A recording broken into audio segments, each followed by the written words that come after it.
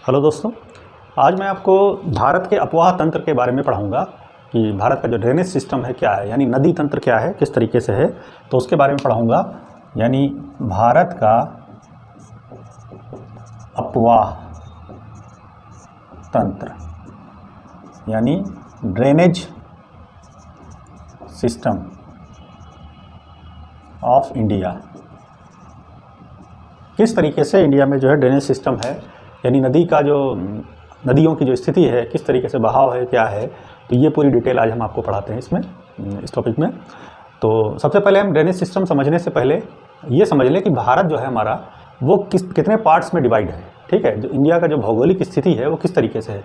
तो सबसे पहले देखिए, भारत में जो नॉर्थ साइड है, यानी ये हिस्सा आपका ये हिमालयन रेंज है, यानी पहाड़ी इलाका है। भारत में पहाड़ है, ये हिमालयन पूरी रेंज है ये। ठीक है, तो पहाड़ है, फिर उसके बाद मैदान है भारत में, ये हिस्सा मैदानी इलाका है भारत का। ठीक है, जो काफ़ी उपजाऊ है। ठीक है, इसकी वजह से यहाँ पर सबसे ज़्यादा जो है अन्न वगैरह होते हैं। ये मैदान है, ये मैदानी इलाका है, जो हरा हरा दिख रहा है, ये मैदानी इलाका है थोड़ा सा। ठीक है, तो यहाँ पर हमारी कृषि वगैरह एग्रीकल्चर होती है। ठीक है, उसके बाद फिर आपका ये है पठारी इलाका, इसको डेक्कन का प्लेटू बोला जाता है। ठीक है, प्लेटू ऑफ डेक्कन, तो दक्षिण का पठार है ये। ठीक, तो हमारे पास पर्वत भी है, मैदान भी है, पठार भी है, तीनों स्थिति। और ये आपका डेजर्ट है, रेगिस्तानी इलाका। तो भारत में चार चीज़ें हैं, यानी इंडिया एक ऐसा कंट्री है जहाँ पर सब कुछ है। ठीक है, यहाँ पर रेगिस्तान भी है, यहाँ पर मैदान भी है, यहाँ पर पहाड़ भी है, यहाँ पर पठार भी है। ठीक है, यहाँ पर हॉट स्पॉट भी है, वेस्टर्न घाट बोला जाता है ये, वेस्टर्न घाट यानी हॉट स्पॉट इंडिया का, और ईस्टर्न घाट ये पूर्वी घाट। ठीक है, तो ये आपके दोनों जो है हॉट स्पॉट है इंडिया में। तो इंडिया की भौगोलिक स्थिति बहुत अच्छी वर्ल्ड में है। ठीक है, और काफ़ी उपजाऊ ज़मीन यहाँ पर पाई जाती है, जिसकी वजह से यहाँ पर एग्रीकल्चर की जो चीज़ें हैं वो ज़्यादा होती हैं। ठीक है, तो काफ़ी उपजाऊ ज़मीन है यहाँ पर। लेकिन आज हमको नदियों के बारे में पढ़ना है, तो इसलिए हम नदियों के बारे में जानते हैं। तो ये भौगोलिक स्थिति है। ठीक है, अब भारत में जो नदियाँ हैं वो किस तरीके से हैं। ठीक, तो भारत में जो है दो तरीके की नदियाँ हैं मेनली। एक तो आपकी जो है पहाड़ी नदियाँ हैं, यानी ये जो पहाड़ी हिस्सा है, इस इलाके में जो नदियाँ निकलती हैं उसको हम हिमालयी नदियाँ कहते हैं, या पर्वतीय नदियाँ। हिमालयी नदी कहना ज़्यादा सही रहेगा, तो इसको कहते हैं हिमालयी नदी। और जो ये नीचे के हिस्से में, साउथ के हिस्से में, इसको हम कोस्टल एरिया भी कहते हैं, प्रायद्वीपीय भारत, इसको प्रायद्वीपीय भारत कहते हैं। तो यहाँ पर जो नदियाँ पाई जाती हैं उसको प्रायद्वीपीय नदियाँ कहते हैं। ठीक है, तो ये प्रायद्वीपीय नदियाँ हैं यहाँ पर, और यहाँ पर जो नदियाँ पाई जाती हैं वो सब हिमालयी नदियाँ हैं। ठीक है, यानी हिमालय पर्वत से कहीं ना कहीं निकलती हैं सारी नदियाँ। अब कैसे क्या है, तो सबसे पहले हम हिमालयी नदियों को समझें। ठीक है, हिमालयी नदियाँ जो हैं वो यहाँ पर तीन हैं, मेन जो तीन नदियाँ हैं उसका पूरा अपवाह तंत्र है। ठीक है, यानी उसका पूरा बेसिन है। यानी बेसिन का मतलब होता है नदी तंत्र, यानी नदी का जो बेसिन कहलाता है वो पूरा नदी का जो पानी का फैलाव है, यानी उसकी सहायक नदियाँ भी सब उसमें जोड़ ली जाएंगी, वो बेसिन कहलाता है। ठीक है, अभी मैप में आपको दिखा देंगे। तो इसमें तीन तरीके की नदियाँ, तीन नदियाँ मेन हैं। एक आपकी है सिंधु नदी, दूसरी है गंगा, और तीसरी जो है ब्रह्मपुत्र। ठीक है, तो तीन नदियां मेन हैं जो कि हिमालय से ही निकलती हैं, मतलब उसी पहाड़ी से और हो करके ये बहती हैं। तीनों काफ़ी बहुत बड़ी नदियां हैं, वर्ल्ड की भी बड़ी नदियों में इनका शुमार होता है। तो ये बड़ी नदियां हैं, तो सब तीनों नदियों का हम अपवाह तंत्र समझेंगे और इनकी सहायक नदियों को भी देखेंगे अभी। ठीक है, उसके बाद जो प्रायद्वीपीय नदियाँ हैं या पठारी नदियाँ कह लीजिए इस साइड में, उनको बाद में समझेंगे। तो सबसे पहले हम एक एक करके सारी तीनों नदियों के बारे में समझते हैं, ये नदी और इसकी सहायक नदियों के बारे में। ठीक है, तो चलते हैं आगे इसमें, और आपको ये नदियां हैं देखिए दिखाते हैं, इस तरीके से है। तो सबसे पहले इसमें समझिए कि कहाँ पर कौन कौन सी नदी है। ठीक, तो देखिए तीन नदियां जो मेन हैं, ये आपका जो है ये यहाँ पर तिब्बत है इलाका, तिब्बत से दो बड़ी नदियाँ निकलती हैं। ठीक है, अभी एग्जैक्ट जगह बता देंगे आपको। एक तो मानसरोवर झील है, दूसरे कैलाश पर्वत है। ठीक है, तो ज़्यादातर दोनों मानसरोवर झील से ही निकलती है। तो तिब्बत से जो नदी निकलती है पहाड़ से, हिमालय पर्वत है यहाँ पर, ये एक नदी ये निकलती है सिंधु नदी, इसको सिंधु नदी हम कहते हैं, और ये पाकिस्तान से होकर के जाती है। ठीक है, तो इंडिया में भी है थोड़ी सी है, और उसके बाद ज़्यादा हिस्सा इसका पाकिस्तान में है। ठीक, दूसरी नदी जो निकलती है हिमालय पर्वत से वो गंगा है आपकी, ये गंगा बह के जाती है और ये बांग्लादेश में प्रवेश कर जाती है। ठीक है, तीसरी नदी जो है वो ब्रह्मपुत्रा है, ब्रह्मपुत्रा निकलती है, ये ऐसे जाती है चाइना तिब्बत में बहती है, और यहाँ अरुणाचल प्रदेश से इंडिया में प्रवेश करती है, असम से होते हुए, और बांग्लादेश में जा करके गंगा से मिल जाती है। फिर यहाँ पर ये, और यहाँ पर पश्चिम बंगाल भी है आपका, तो सुंदरवन डेल्टा बनता है। ठीक है, उसका हिस्सा, ज़्यादा हिस्सा पश्चिम बंगाल में ही है सुंदरवन डेल्टा का, इस और जो कि विश्व का सबसे बड़ा डेल्टा भी है, अभी दिखा देंगे आपको मैप में। और डेल्टा बनाते हुए समुद्र में मिल जाती है, यानी गंगा और ब्रह्मपुत्र मिल करके आपस में और फिर यहाँ मिल जाती हैं, तो समुद्र में बंगाल की खाड़ी में जाके गिरती हैं। ठीक है, नदी कोई भी हो वो कहीं एक दूसरे से मिलते समुद्र में ही जाके लास्ट में मिलती है। अब समुद्र कहाँ है? समुद्र आपका ये है, इस साइड में बे ऑफ बंगाल, और इधर वेस्ट साइड में अरेबियन सी है। ठीक है, तो अरेबियन सी में मिलेगी या तो आपकी बे ऑफ बंगाल में मिलेगी। सारी नदियाँ जो हैं या तो बंगाल की खाड़ी में जाएंगी या आपकी अरब सागर में जाके गिरती हैं। ठीक है, तो नदियाँ अपने ढलाव के हिसाब से, जो इनका जो बहाव होता है वो ढलान के हिसाब से होता है, किधर इसकी ढाल जा रही है उधर ही नदी जाएगी। ये नहीं देखती कि देश कौन सा है, इससे कोई मतलब नहीं नदी को। ठीक है, कि देश है, प्रदेश है, क्या है, वो तो अपनी ज़मीन के हिसाब से चल रही। ठीक है, जैसा ऊपर वाले ने बनाया है पृथ्वी को, उसी हिसाब से वो चलती है। ये कुदरती चीज़ है, इसमें कोई रोक टोक नहीं हो सकती। ठीक है, हाँ डैम बना करके पानी रोक भले सकते हैं, लेकिन एक लिमिट तक रोक पाएंगे, वरना डैम भी फट जाएगा। ठीक है, तो या उसका रुख भी मोड़ सकते हैं, उसका जो मतलब दिशा है वो कन्वर्ट भी कर सकते हैं थोड़ा सा, लेकिन नदी को बहने से रोक नहीं सकता कोई। ठीक है, तो ये 3 नदियाँ मेन है। एक सिंधु नदी आपकी है, और इस नदी के किनारे, सिंधु नदी के किनारे एक सभ्यता पाई जाती थी जिसको हम इंडस वैली सिविलाइजेशन भी कहते हैं। ठीक है, इंडस वैली सिविलाइजेशन या हड़प्पन सभ्यता भी बोली जाती है। तो वो इसी के आसपास बसी हुई थी। इसकी कई एक नदियाँ सहायक हैं, भी पढ़ाते हैं आपको। और वो उसके आसपास जो सभ्यता बसी थी, बहुत पुरानी सभ्यता है। 3 सभ्यताएं जो हिस्ट्री में है पुरानी, मेसोपोटामिया की है, और उसमें से एक सिंधु घाटी की सभ्यता भी बहुत पुरानी है। तो सिंधु नदी के किनारे ही बसी थी। ठीक है, और ब्रह्मपुत्र नदी है और ये गंगा नदी है। तो सबसे पहले हम सिंधु नदी के बारे में समझते हैं, देखते हैं, फिर उसके बाद बताते हैं डिटेल। ठीक है,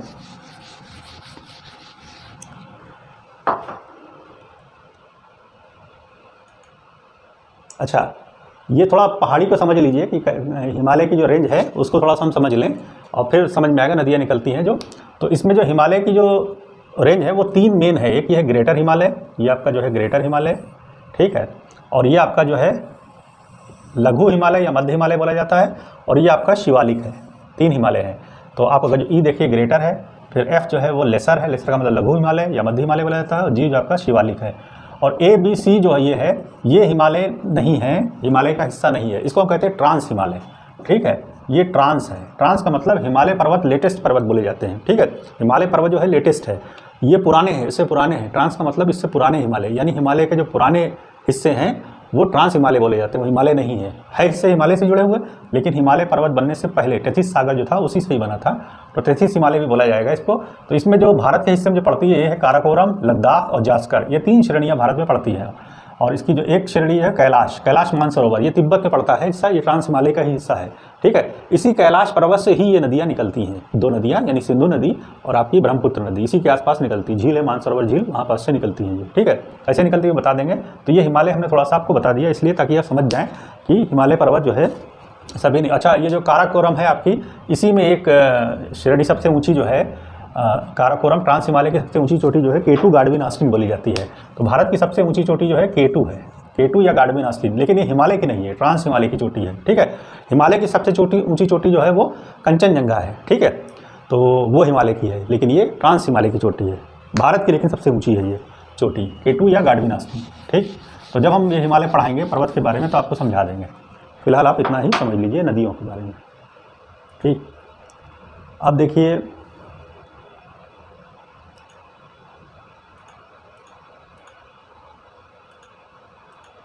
पहले इंडस वैली पे चलते, इंडस नदी पे चलते हैं, सिंधु नदी को समझते हैं हम। सिंधु नदी देखिए, ये सिंधु नदी है। ठीक है, सिंधु नदी ये है, और यहाँ पर से आपकी सिंधु नदी निकलती है ऐसे ऐसे होकर के, और फिर पाकिस्तान से होकर के, अंदर होकर पाकिस्तान से होकर के अरब सागर में जाके गिरती है। ठीक है, इसकी सहायक नदियाँ तो कई एक हैं, लेकिन 5 इसकी जो मेन सहायक नदियाँ हैं बहुत इंपॉर्टेंट है। आपकी झेलम है, चिनाब है, रावी है, व्यास है और सतलज है। ये 5 इसकी मेन सहायक नदी है। वैसे तो बहुत सी नदियाँ हैं इसमें मिलती हैं, और भी नदियाँ हैं, लेकिन मेन 5 ये हैं, और एक सिंधु नदी। ठीक है, तो इनका झगड़ा आपस में भारत और पाकिस्तान के बीच में रहता है। ठीक है, तो बहुत रहता था। तो 1960 में समझौता हो गया कि 3 नदियों का पानी जो है वो पाकिस्तान उसका 80% इस्तेमाल करेगा, भारत 20%, और 3 नदियाँ जो हैं उनका 80% भारत इस्तेमाल करेगा, 20% पाकिस्तान इस्तेमाल करेगा। ठीक है, तो ये आपस में समझौता हो गया कि भारत जो है 20%, क्योंकि भारत से होकर जाती है तो भारत रोक सकता है, तो समझौता हो गया था कि 80% पाकिस्तान इस्तेमाल करेगा पानी का और 20% भारत करेगा। तो 3 नदियों का आपस में मतलब समझौता हो गया था। ठीक है, अब इसमें जो सहायक नदी है, इसमें सबसे बड़ी जो सहायक नदी है वो आपकी सतलज सहायक नदी है, ठीक है। और ये पंचनद पे आके सब मिलती हैं। पांचों नदियां जो हैं, यानी आपकी व्यास, रावी, चिनाब, झेलम, सतलज, ठीक है, ये सब आकर के जहाँ मिलती हैं और ये सब आकर के ब्रह्मपुत्र सिंधु नदी में आकर के मिल जाती हैं और उसके बाद फिर अरब सागर में जाके गिरती हैं। तो जहाँ पर ये मिलती हैं उसको पंचनद कहा जाता है, ठीक है। तो सिंधु नदी जो है हमारी, वो मानसरोवर झील के निकट जो है यहाँ पर से निकलती है। और ये इलाका जो है आपका मानसरोवर झील है यहाँ पर, और यहाँ पर एक ग्लेशियर है चेमा युंग डुंग, ठीक है। यहाँ पर चेमा युंग डुंग ये ग्लेशियर है, ठीक है। ग्लेशियर यानी बर्फ़ का पूरा एक इलाका, ठीक है। ग्लेशियर, या इसको जो है हम बोखर चू हिमानी, बोखर चू हिमानी भी बोलते हैं इसे, बोखर चू हिमानी, ठीक है, या चेमा युंग डुंग ग्लेशियर इसको बोला जाता है। और ये मानसरोवर झील के निकट है, यहीं से निकलती है, ठीक है। तिब्बत में इसे, जब ये यहाँ से निकलती है, तिब्बत में इसे हम कहते हैं सिंह का बाब, या तिब्बत में इसे सिंह का बाब हिमनद भी बोला जाता है। तो इसे जो है सिंगी खम्बान या शेरमुख भी कहते हैं, जहाँ से निकलती है शेरमुख या सिंगी खम्बान भी बोलते हैं, सिंह का बाब भी बोलते हैं इसे, ठीक है। शेरमुख भी बोलते हैं इसे, शेरमुख कह दीजिए, शेर की तरह मुँह, शेरमुख भी बोला जाता है जहाँ से निकलती है ये, ठीक है। और उत्तर पश्चिम दिशा में, यानी नॉर्थ वेस्ट दिशा जो है, नॉर्थ वेस्ट दिशा में बहती हुई ये ऐसे करके अरब सागर में जाके मिल जाती हैं। यहाँ पर इसकी ये सहायक नदियाँ हैं, या करके इससे मिल जाती हैं और मिल करके फिर अरब सागर मिल जाती है। अच्छा, एक चीज़ और जान लीजिए, सहायक नदी और वितरकी में अंतर क्या है। सहायक को हम ट्रिब्यूटरी बोलते हैं, ट्रिब्यूटरीज, और एक होती है वितरकिया, वितरिका, ठीक है, डिस्ट्रीब्यूटरी, डिस्ट्रीब्यूटरीज, वितरिका, ठीक है। तो सहायक नदी वो होती है जब कोई नदी जिसका उद्गम स्थान कहीं और है, ठीक है। जैसे ये सतलज नदी है, तो इसका जो सतलज नदी का जो उद्गम स्थान है वो आपका सतलज जो है राकसताल झील है, मानसरोवर के पास में ही है, यहाँ पर राकसताल झील, वहाँ से निकलती है, ठीक है। और ऐसे आकर के इसमें सिंधु नदी में मिल जाती है। तो ये सहायक हो गई। जब कोई नदी उसका उद्गम स्थान कहीं और है, ठीक है, किसी और स्थान से निकल के और मेन नदी में जाके मिल जाती है, उसको सहायक नदी बोलते हैं। तो ये सहायक हो गई, ठीक है। ये सतलज सहायक हो गई, रावी, ये सब अलग अलग जगह से निकलती हैं, आकर के सिंधु में मिल जाती हैं। तो ये सब हो गई सहायक नदी, ठीक है। और वितरकिका वो होती है जब मेन नदी से निकले, जैसे मान ली सिंधु नदी से कोई नदी ऐसे निकल जाए और जा करके समुद्र में मिल जाए, ठीक है, तो वो कहलाती है वितरकिका, ठीक है। जैसे गंगा नदी में है, गंगा नदी से हुगली निकलती है। हुगली जो है वो पश्चिम बंगाल में है, कलकत्ता जो है हुगली नदी के किनारे है, ठीक है, बंदरगाह है उसका। तो हुगली नदी जो है वो गंगा से निकलती है। तो ये क्या हो गई, वितरकिया, वितरिका या डिस्ट्रीब्यूटरीज, ठीक है, और समुद्र में जाके मिल जाती है। सहायक में कौन हो गई, जैसे सतलज है, ठीक है, व्यास है, रावी है, चिनाब है, झेलम है, ये सब जो है सतलज नदियाँ हैं, ठीक है। तो इनमें से जो आपकी नदियाँ जैसे झेलम, चिनाब, रावी, व्यास, इनको थोड़ा सा बता देते हैं कि कहाँ से ये निकलती हैं।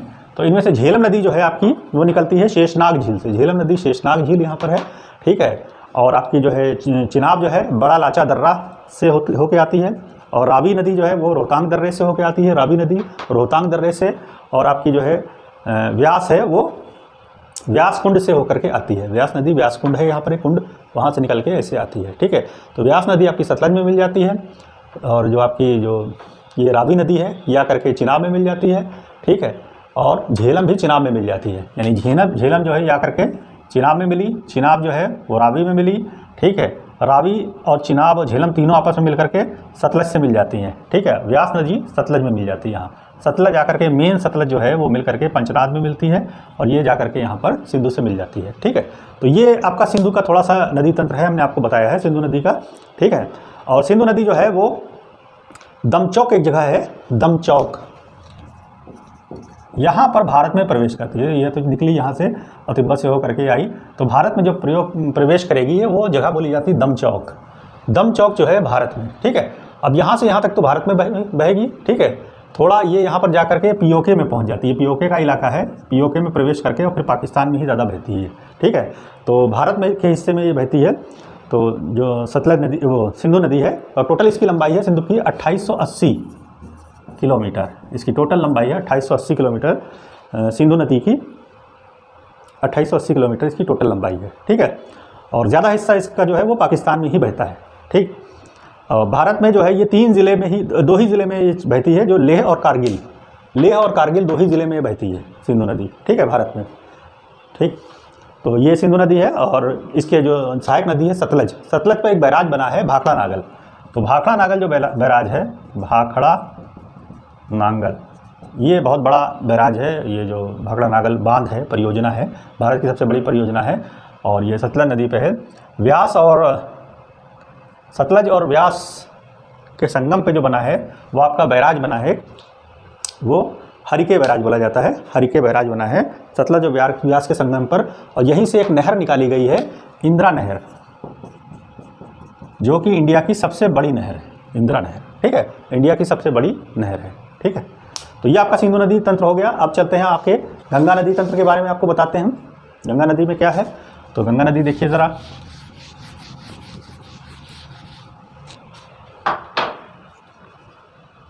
गंगा नदी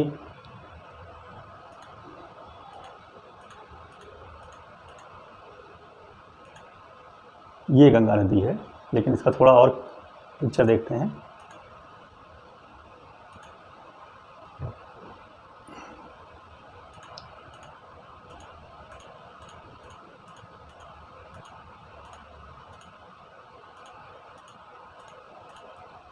हाँ, ये देखिए गंगा नदी के बारे में, ठीक। गंगा नदी जो है वो अकेली गंगा नहीं निकलती कहीं से, कई एक नदियाँ इसमें आकर के मिलती हैं, ठीक है। तो अब बद्रीनाथ है, ये केदारनाथ है, ठीक है, गंगोत्री है, ये 3 स्थान में इंपॉर्टेंट है। और बद्रीनाथ से एक नदी जो है आती है, निकलती है, और ये आपकी जो है यहाँ आपकी जो है धौली गंगा, बद्रीनाथ जो है विष्णुप्रयाग है, यहाँ पर विष्णुप्रयाग में धौली गंगा आके इससे मिलती है, बद्रीनाथ से नदी निकलती है और यहाँ पर धौली गंगा है। विष्णुप्रयाग के बाद है नंदप्रयाग, नंदप्रयाग में आती है और आपकी अलकनंदा है, ठीक है, यहाँ के मिल जाती है इससे, ये अलकनंदा कहलाती है और नंदप्रयाग में आती है। फिर उसके बाद फिर आपकी पिंडर गंगा जो है वो आती है यहाँ पर कर्णप्रयाग में, ठीक। और इधर से जो आपकी आती है वो है आपकी मंदाकिनी, ठीक है। तो गंगा नदी जो है वो अलकनंदा और भागीरथी नदी, 2 नदियों से मिलकर बनती है गंगा, और वो आपकी देवप्रयाग में मेनली बनती है, ठीक है। तो कई एक कंडीशन लेती हुई आती है, फिर यहाँ पर आपकी भागीरथी नदी और आपकी अलकनंदा, ठीक है। तो मेन जो है भागीरथी नदी जो है नदी है गंगोत्री हिमनद से, और अलकनंदा जो है सतोपथ हिमानी से निकलती है, ठीक है। तो अलकनंदा और भागीरथी ये दोनों नदियां आ करके देवप्रयाग में यहाँ पर गंगा नदी बनाती हैं, यहाँ पर नाम पड़ता है गंगा। गंगा का मेन नाम यहाँ नहीं है, ये सब अलग अलग नदियाँ हैं। लास्ट में आके देवप्रयाग में भागीरथी और अलकनंदा, ठीक है, ये मिल करके यहाँ पर गंगा नदी बनाती हैं। गंगा नदी जब देवप्रयाग से फिर ऋषिकेश आती है, ठीक है, और गंगा आती है फिर ऋषिकेश, देवप्रयाग के बाद ऋषिकेश, ऋषिकेश के बाद हरिद्वार। तो हरिद्वार में ये जब आती है तब मैदानी इलाके में आती है, वरना ये पहाड़ों पे ही बहती है, सब पहाड़ी इलाका है, उत्तराखंड का इलाका है, ठीक है। तो वहाँ से बहती हुई आती है और हरिद्वार में आकर के ये मैदान में प्रवेश करती है, मैदानी इलाके में, ठीक है। तो देवप्रयाग के बाद ऋषिकेश, ऋषिकेश के बाद हरिद्वार में जब आती है तो मैदान में प्रवेश करती है। फिर वहाँ से ये कई एक स्टेट में बहते हुए और बंगाल की खाड़ी में जाके गिरती है, ब्रह्मपुत्र से मिल करके, ठीक है। तो ज़रा मैप से इसको हम समझते हैं अभी। हाँ, ये है गंगा, गंगा का मैप थोड़ा सा देखते हैं। गंगा नदी जो है ये आपकी ऐसे आई, ठीक है, और यहाँ से होकर के यूपी, बिहार, पश्चिम बंगाल होते हुए और यहाँ बांग्लादेश में प्रवेश करती है, तब इसका नाम हो जाता है पद्मा, ठीक है। और इधर से ब्रह्मपुत्र आती है, ब्रह्मपुत्र नदी ये आती है, ठीक है, और ब्रह्मपुत्रा का नाम हो जाता है जमुना, उसके बाद आके उसमें मिल जाती है जमुना और पद्मा मिल करके यहाँ से मेघना बनती है, मेघना बन के समुद्र में प्रवेश करती है, डेल्टा बन जाता है, ठीक है। तो ये डेल्टा इलाका है, ठीक है, मेघना लास्ट में बन जाती है, पद्मा बांग्लादेश में पद्मा, इधर से ब्रह्मपुत्र आती है जमुना, जमुना मिलती है तो मेघना बनती है, मेघना बन के फिर यहाँ प्रवेश करती है। यानी ये गंगा रहती है इंडिया के इलाके में और बांग्लादेश के इलाके में कहलाती है पद्मा, इधर से ब्रह्मपुत्र आती है जमुना, ठीक है, और मिल करके मेघना बनती है और मेघना नदी जो है बंगाल की खाड़ी में जाके गिरती है, ठीक है। तो गंगा का पूरा ड्रेनेज सिस्टम ये है। अब इसमें सबसे लंबी जो इसकी सहायक नदी इसमें जो मिलती है वो यमुना है, ये यमुना जो है यमुनोत्री से निकलती है, भी हिमालय पर्वत पे है यमुनोत्री, तो वहाँ से निकल के आकर के और ये दाहिने तट पे मिलती है। कभी कभी क्वेश्चन आ जाता है कि बाएं तट पे कौन मिलती है, दाहिने तट पे कौन मिलती है। तो जैसे गंगा नदी इधर से बह रही है तो इसके लेफ्ट साइड में जो है बायां तट हुआ, ठीक है। तो गोमती बाएं है, घाघरा बाएं है, गंडक बाएं है, ठीक है, और आपकी कोसी बाएं साइड से मिलती है, ठीक। यमुना जो है दाहिने साइड से मिलेगी, ठीक है। सोन नदी दाहिने साइड से मिलेगी, ठीक है। और फिर यहाँ पर गंगा से ये दो नदियाँ बढ़ जाती हैं यहाँ पर पश्चिम बंगाल में, एक हो जाती हुगली नदी और एक हो जाती पद्मा। मेन जो धारा है वो पद्मा ही है, ठीक है। तो गंगा उधर बह जाती है और हुगली जो इसमें जो इसकी एक तरीके से डिस्ट्रीब्यूटरीज कह लीजिए, वितरिका, वो निकल करके और ये बंगाल की खाड़ी में चली जाती है। यहाँ पर कलकत्ता है आपका, कोलकाता, जो कि हुगली नदी पे है। कोलकाता समुद्र के किनारे नहीं बल्कि हुगली नदी से होकर के जहाज़ जो है वो समुद्र में जाते हैं नदी के द्वारा, ठीक है। कलकत्ता बंदरगाह जो बोला जाता है वो हुगली नदी पे है, ठीक है, समुद्र के किनारे नहीं है कलकत्ता, ठीक। तो हुगली नदी से होकर के जाता है जहाज़, ठीक है। तो ये आपका गंगा का अपवाह तंत्र है। अब गंगा जो है इसकी लंबाई जो है गंगा की वो 2525 किलोमीटर है इंडिया में। अब देखते हैं, ये गंगा है, ठीक है। तो गंगा नदी जो है ये आपकी है और गंगा में यमुना मिलती है, गोमती मिलती है, घाघरा मिलती है, सब मिलती है। तो इसकी लंबाई जो है 2525 किलोमीटर है इंडिया में, गंगा नदी की लंबाई, ठीक है। और 2525 किलोमीटर तो इंडिया की सबसे लंबी नदी ये है, ठीक है, सबसे लंबी। इंडिया की सबसे लंबी नदी कौन है? तो गंगा है। बहाव की दृष्टि से भी सबसे लंबी जो है वो इंडिया से निकलने वाली सबसे लंबी नदी जो है वो गंगा है। वैसे अगर जब पूछ लें भारत की सबसे लंबी नदी कौन है तो ब्रह्मपुत्र है, क्योंकि ब्रह्मपुत्र की लंबाई जो है सिंधु, गंगा और ब्रह्मपुत्र तीनों में ब्रह्मपुत्र सबसे लंबी है। ब्रह्मपुत्र 2900 किलोमीटर है, ठीक है, लेकिन वो भारत के हिस्से में केवल 900 किलोमीटर ही बहती है, ठीक है। तो इसलिए भारत के हिस्से की सबसे लंबी नहीं नदी हुई। भारत से निकलने वाली भारत की सबसे लंबी नदी अगर एग्जाम में पूछा जाए तो आपकी गंगा ही होगी, ठीक है, गंगा। और इसका पूरा ड्रेनेज सिस्टम भी सबसे बड़ा है, ठीक है। ये जो ड्रेनेज सिस्टम है इसका, ये पूरा जो पानी का जो फैलाव है, सहायक नदियाँ वगैरह सब मिला लीजिए, इसी को हम नदी बेसिन कहते हैं, इसी को हम बेसिन बोलते हैं, ठीक है। तो ये बेसिन है, आप में देख सकते हैं यहाँ पर। तो ये पानी इसमें सबसे ज़्यादा गंगा नदी में है, ठीक है। तीनों नदियाँ मिला रही है, सिंधु, ब्रह्मपुत्र और ये गंगा, तो तीनों में गंगा में पानी ज़्यादा है। तो गंगा जो है वो पानी की दृष्टि से या बहाव की दृष्टि से सबसे बड़ी नदी है। वैसे अगर पूछा जाए ऑप्शन में ब्रह्मपुत्र दी हो तो ब्रह्मपुत्र लगाइएगा, सबसे बड़ी नदी जो है ब्रह्मपुत्र है इंडिया में, ठीक है। लेकिन चूंकि उसकी ज़्यादा हिस्सा जो है तिब्बत में रहता है और इंडिया में कम है, और इसलिए वो इंडिया में निकलने वाली नहीं है नदी, ठीक है। तो छोटी नदी हो जाएगी वो गंगा से। तो गंगा सबसे बड़ी नदी है इंडिया में निकलने वाली, इंडिया की। और वैसे पूछा जाए तो ब्रह्मपुत्र है, ठीक है, सबसे लंबी नदी। तो गंगा का सिस्टम समझ में आ गया आपको। गंगा के ऊपर और भी कुछ चीज़ें पूछ ली जाती है, बाएं तट दाएं तट से डिस्ट्रीब्यूटरी पूछ ली गई, ठीक है। और गंगा पे एक राष्ट्रीय जल मार्ग भी है, राष्ट्रीय जल मार्ग संख्या 1, जो कि इलाहाबाद से लेकर के और हल्दिया तक जाता है, ठीक है। इलाहाबाद से हल्दिया तक जाता है, यानी इलाहाबाद यूपी में, वहाँ से हल्दिया तक पश्चिम बंगाल तक। तो ये जो है राष्ट्रीय जल मार्ग संख्या 1 है, ठीक है। और गंगा की सबसे बड़ी सहायक नदी यमुना है। गंगा नदी जो है यूपी के जो है 28 ज़िलों से होकर जाती है और यमुना नदी यूपी के 29 ज़िलों से होकर जाती है, बहती है, ठीक है। अच्छा,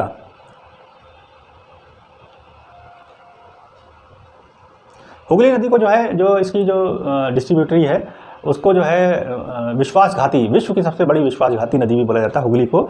और कोलकाता बंदरगाह इसी परिस्थिति है, जिसे पूर्व का लंदन भी बोला जाता है कोलकाता बंदरगाह को, ठीक है। इसके बाद आते हैं तीसरी नदी हमारी जो है ब्रह्मपुत्र नदी। ब्रह्मपुत्र को हम समझते हैं ज़रा थोड़ा सा। ब्रह्मपुत्र का ड्रेनेज सिस्टम देखिए,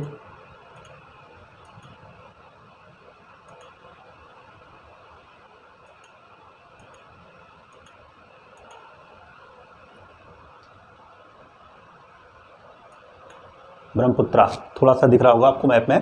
तो ब्रह्मपुत्र नदी जो है वो यहाँ से निकलती है, ये भी कैलाश पर्वत है यहाँ पर, और ऐसे होकर के तिब्बत में ज़्यादा बहती हुई और अरुणाचल प्रदेश से प्रवेश करती है, फिर असम में होकर के, ठीक है, फिर यहाँ से बांग्लादेश चली जाती है। बांग्लादेश में इसका नाम हो जाता है जमुना, ठीक है। और जमुना होकर के फिर यहाँ से जो इसमें आती है पद्मा, मिल करके फिर ये डेल्टा बना, मेघना हो जाता है इसका नाम, मेघना होकर के डेल्टा बना के ये बंगाल की खाड़ी में गिरती है, ठीक है। तो ब्रह्मपुत्र नदी जो है उसकी टोटल लंबाई जो है ब्रह्मपुत्र की नदी की, ब्रह्मपुत्र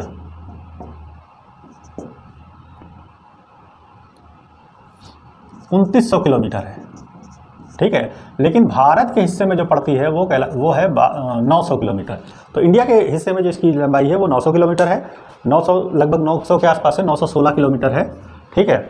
और ब्रह्मपुत्र नदी जो है वो अरुणाचल में एक जगह है, अरुणाचल में आती है और इसका नाम होता है सियांग या दिहांग, ठीक है। अरुणाचल में जब ये प्रवेश करती है तो इसका नाम होता है सियांग अथवा दिहांग। अभी ब्रह्मपुत्र नाम नहीं है, वैसे इसका नाम जो तिब्बत में हो सांगपो है, सांगपो नदी, ब्रह्मपुत्र का नाम है सांगपो, ठीक है। अब जब इंडिया में प्रवेश करती है अरुणाचल प्रदेश में तो इसका नाम हो जाता है सियांग व दिहांग, ठीक है। लेकिन जब असम में आती है तो इसका नाम हो जाता है ब्रह्मपुत्र, ठीक है। और ब्रह्मपुत्र जो है असम में ही इसमें सबसे बड़ा ब्रह्मपुत्र नदी डेल्टा है, ठीक है। नदी द्वीप जो है विश्व का सबसे बड़ा नदी द्वीप वो इसी नदी पर, ब्रह्मपुत्र नदी पर है, उसका नाम है मांजुली। मांजुली नदी द्वीप जो है, यानी द्वीप क्या होता है, जैसे नदी चारों तरफ हो और ये आपका बीच में एक टापू हो, ठीक है, इसको हम कहेंगे द्वीप, ठीक। तो सबसे बड़ा विश्व का जो है नदी द्वीप जो है वो ब्रह्मपुत्र नदी का है, असम में है और उसका नाम है मांजुली, मांजुली द्वीप है, तो ये असम में है। और ये आपको दिखा देंगे। और इस पर राष्ट्रीय जलमार्ग जो है ब्रह्मपुत्र नदी पर राष्ट्रीय जलमार्ग 2 है, ठीक है, राष्ट्रीय जलमार्ग संख्या 2, ठीक है, 2 है। और ये जो है सादिया से लेके धुबरी तक है, ठीक है, सादिया से लेके धुबरी तक है ये, ठीक है। और जब जमुना यहाँ पर जब मिलती है, ये मेघना जाती है तो डेल्टा जो बनाती है ये विश्व का सबसे बड़ा डेल्टा है, इसको कहते हैं सुंदरवन, सुंदरवन डेल्टा, जो कि विश्व का सबसे बड़ा डेल्टा है। पश्चिम बंगाल में ये पाया जाता, मतलब इलाका है इसका, ज़्यादा इलाका जो पश्चिम बंगाल में है। और यहाँ पर एक बंगाल टाइगर के नाम से जो टाइगर पाया जाता है, और मैंग्रोव वन भी यहाँ पर पाए जाते हैं, मैंग्रोव वन, ठीक है। ये पानी में सदैव रहते हैं वन, और इनकी जो जड़ें हैं ऊपर दिखती हुई होती हैं, दिखा देते हैं अभी मैं आपको फिगर से, तो देख लीजिए आप। तो डेल्टा भी देख लीजिए ज़रा, सुंदरवन डेल्टा, और फिर आगे आपको बताते हैं ये डेल्टा ऑफ सुंदरवन है, ठीक है। ये मैंग्रोव वन है जो दिख रहे हैं, तो मैंग्रोव वन है, ये सुंदरवन डेल्टा में पाए जाते हैं मैंग्रोव वन। और यहाँ पर जो टाइगर पाया जाता है वो बंगाल टाइगर भी बोला जाता है सुंदरवन डेल्टा में। ये मांजुली द्वीप है, ठीक है, जो कि जो है ब्रह्मपुत्र नदी पर बना है, असम में है, सबसे बड़ा द्वीप है नदी द्वीप मांजुली, ठीक है। और ये आपका जो है बंगाल, ये जो है ये मैंग्रोव वन है, जो कि पानी में हमेशा रहते हैं, जड़ें जो इनकी पानी में रहती हैं ऊपर ऊपरी सी। और ये यहाँ पर जीव जंतु पाए जाते हैं, आपका मगरमच्छ है, और ये आपका वो है अजगर वगैरह है। ये आपका टाइगर, ये टाइगर जो है मैंग्रोव वन में पाया जाता है, ठीक है, सुंदरवन डेल्टा में पाया जाता है, और इसको हम बोलते हैं Bengal tiger, royal Bengal tiger, ठीक है। तो इंडिया में जितने भी टाइगर हैं उसका 75% बंगाल में ही पाए जाते हैं, ठीक है। तो 75% बंगाल टाइगर के नाम से जाना जाता है, इसीलिए बंगाली लोग जो है सब टाइगर बोले जाते हैं, ठीक है। बंगाल टाइगर यहाँ पर पाया जाता है मैंग्रोव वन में। ये सुंदरवन डेल्टा है, देखिए थोड़ा सा नज़दीक से सुंदरवन, ठीक है। तो बांग्लादेश इंडिया दोनों में है, पश्चिम बंगाल के इलाके में ज़्यादा है, ये पश्चिम बंगाल के इलाके में जो है सुंदरवन इलाका, और बांग्लादेश में ही पड़ता है ये, ठीक है। तो ये आपका हो गया मेन हिमालय की नदियाँ, 3 मेन नदियाँ, ठीक है, गंगा, सिंधु और ब्रह्मपुत्र, 3, और उनका सिस्टम क्या है, ठीक है। बाकी आप थोड़ा NCERT जब पढ़ेंगे तो उसमें भी देख लीजिएगा क्या है। हमने आपको मेन डिटेल बता दी कि हिमालयी नदियाँ किस तरीके से हैं, या उत्तर भारत की नदियाँ हैं, ठीक है।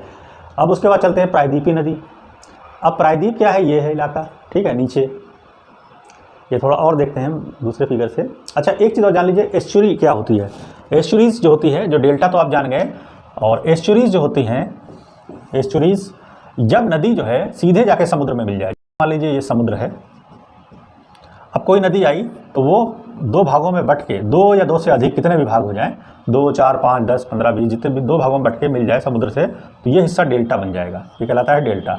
और अगर जो मान लीजिए नदी जो है सीधे समुद्र में आके मिल जाए, कहीं ब्रेक ना हो, ठीक है, डायरेक्ट मिल जाए, तो वो कहलाती है एस्चुरी। तो ये एस्चुरी है, देखिए नदी इधर से आई, आ करके समुद्र में मिल गई, ठीक है, तो ये एस्चुरी बन गई, ठीक है, कहीं ब्रेक नहीं, डेल्टा नहीं बनाया इससे। डेल्टा तब होती जब नदी आती और 2 भागों में ब्रेक हो जाती है, इधर, तो ये डेल्टा बनता, ठीक है। तो इसको हम कहते हैं एस्चुरी। एस्चुरी बनाने वाली नदियाँ जो हैं ज़्यादातर घाटी नदियाँ होती हैं, वो एस्चुरी बनाती है, जैसे नर्मदा है, ताप्ती है, माही है, ये उल्टी बहती, घाटी में बहती हैं, ठीक है। नर्मदा ताप्ती जो है मेन नदियाँ हैं यहाँ इंडिया की, तो वो घाटी में बह के जाकर डायरेक्ट समुद्र से मिल जाती हैं, कहीं ब्रेक नहीं होती, ठीक है, तो वो एस्चुरी बनाती हैं। तो एस्चुरी ये होता है, ठीक है। अब डेल्टा जो ब्रेक होकर समुद्र से मिलती हैं तो वो डेल्टा कहलाती हैं, तो ये है एस्चुरी, ठीक है। अच्छा,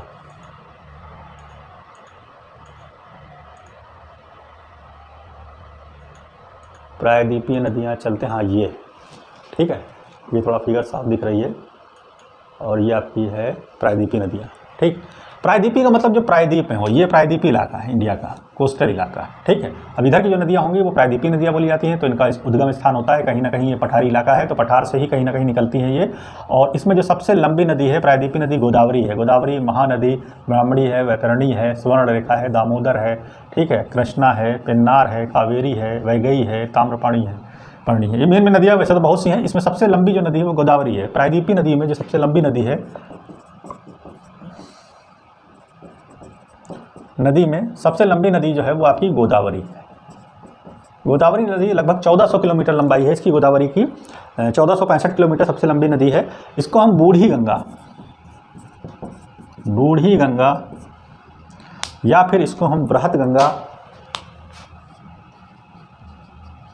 गंगा, ठीक है, बूढ़ी गंगा, वृहत गंगा या दक्षिण की गंगा भी कहते हैं। दक्षिण की गंगा इसको कहते हैं गोदावरी। गोदावरी को दक्षिण की गंगा भी कहा जाता है, यानी साउथ साइड की जो सबसे बड़ी नदी है वो गोदावरी है। इन प्रायद्वीपीय नदियों की खास बात क्या है कि इनमें हमेशा पानी नहीं रहता है। जब बरसात होती है तो बरसात का पानी ही इसमें रहता है। ये नदियाँ सूख जाती हैं, जब बरसात निकल जाती है गर्मियों में सूख जाती है। ठीक है, पानी बरसता तो फिर इसमें पानी आता है। जो हिमालय नदियाँ हैं उसमें वर्ष सालों भर पानी रहता है। जो हिमालय से नदियाँ निकलती हैं उसमें सालों भर पानी रहता है, जबकि प्रायद्वीपीय नदियाँ जो हैं जो पठारों से निकलती हैं कहीं ना कहीं, तो उनमें जो है केवल बरसात के मौसम में पानी रहता है, बाद में सूख जाते हैं, नदियाँ सूख भी जाती हैं पूरी। ठीक है, तो ये इसकी जो है एक कमी है इसके अंदर, कह लीजिए हमेशा पानी रहता, तो इसीलिए उपजाऊ नहीं रहता इधर का इलाका ज़्यादा। पानी के टाइम में खूब सिंचाई हो जाएगी, खेती अच्छी रहती है, उपजाऊ। उसके बाद सूख गई, जब पानी ही नहीं तो क्या खेती होगी। ठीक है, तो ये नदियाँ जो हैं बरसात पे डिपेंड है, बारिश का पानी इसमें रहता है। ठीक है, ये प्रायद्वीपीय नदियाँ कहलाती हैं। ठीक, और ज़्यादातर नदियाँ सब जो है इसमें बंगाल की खाड़ी में जाके गिरती हैं। ठीक है, अच्छा, कुछ नदियाँ जैसे नर्मदा ताप्ती जो है ये अरब सागर में जाके गिरती है, उल्टी बहती हैं, इसलिए अरब सागर में गिरती हैं ये। ठीक, तो इसको दिखा देते हैं आपको। ये नदी जो है आपकी,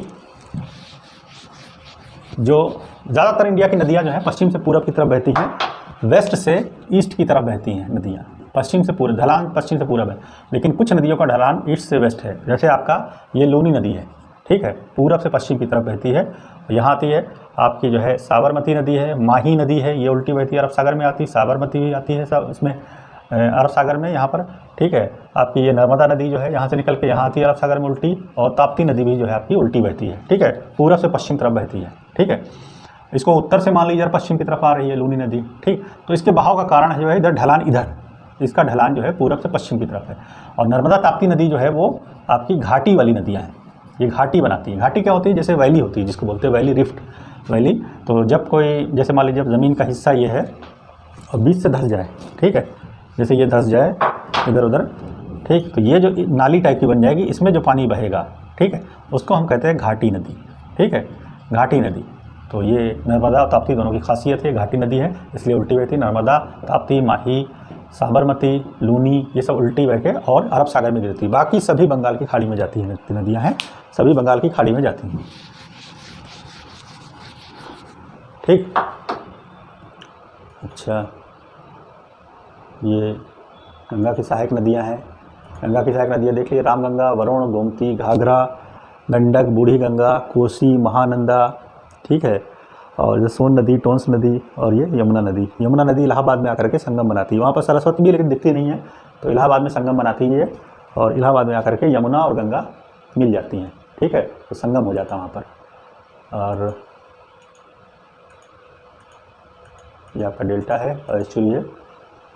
ठीक है, तो उम्मीद करते हैं कि आपको जो है भारत का, जो इंडिया का ड्रेनेज सिस्टम है, यानी अफवाह तंत्र, नदी तंत्र, ये आपको समझ में आ गया होगा कि कैसे है, इसमें किस तरीके से इंडिया में नदियाँ जो है बहती हैं, या क्या उनका मतलब कैसी स्थिति है। ठीक है, दैट्स इट।